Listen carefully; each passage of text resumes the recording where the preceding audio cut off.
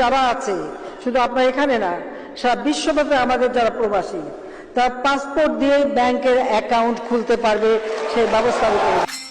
সবই তো আমার আছে জানা, নানির ভাতার আমার নানা। ওই গোলমরিচি খুব জাল, নানার তো ছিল তখন জৈবনকাল। তবে লোকের কাছে শুনছি নানা নাকি ছিল কঠিন একটা মাল। জৈবনকালে তো কত কিছুই ঘটে। ওই আমার দাদার মতো নানা একটু দুষ্টু ছিল। তুই আমার নানির একটা ছাগল ছিল, ওই ছাগলটা নাকি খুব ডাকাডাকি করতো। তা নানি একদিন নানার কষছে যে ছাগলটা খুব ডাকাডাকি করতেছে, এই ছাগলটা একটু বুনো বাড়ি নিয়ে যাও তো। ওই বুনো বাড়ি নিয়ে গেলি ছাগলের ডাক বন্ধ হয়ে যাবে নি। তো নানা তখন চিন্তা করে ছাগল যদি ডাকাডাকি বন্ধ করে দেয়, বুনো বাড়ি নিয়ে গেলি তাহলে ভালো। নানা তো চলে গেছে ছাগল নিয়ে বুনো বাড়ি। ওই যে বুনো বাড়ি আছে না একটা ছাগল, পাটা পাটা পাটা, তাহলে ওই জায়গা নিয়ে যায় নানা ছাগলটা দেশে। দেওয়ার পরে কিছুক্ষণ পরে মনে করেন যে ওই পাটার মালিক আইসে নানা রাতে ছাগলটা ধরা দেছে।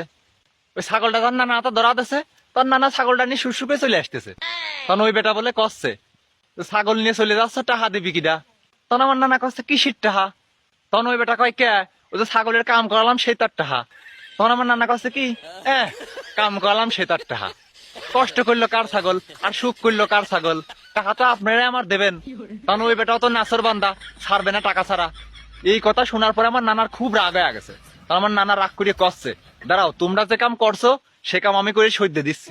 তাই কয়ে ওই বাড়ির ভিতরে এক মহিলা ছিল, ওই মহিলার হুড়মুড় করে পাজা করে ধরিয়ে ঘরের ভিতর নিয়ে যাচ্ছে আর কষছে কি, দাঁড়াও আমিও সহ্য দিচ্ছি। ওই তারপর ওই বাড়ির লোকজন মিলে আমার নানার কয়টা কিলঘুষি দিছিল।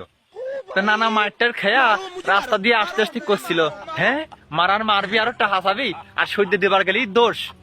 এইটা মনে হয় কেউ শুনে ফেলছিল, আর সেনটা মনে হয় আপনি শুনেছেন। হ্যাঁ।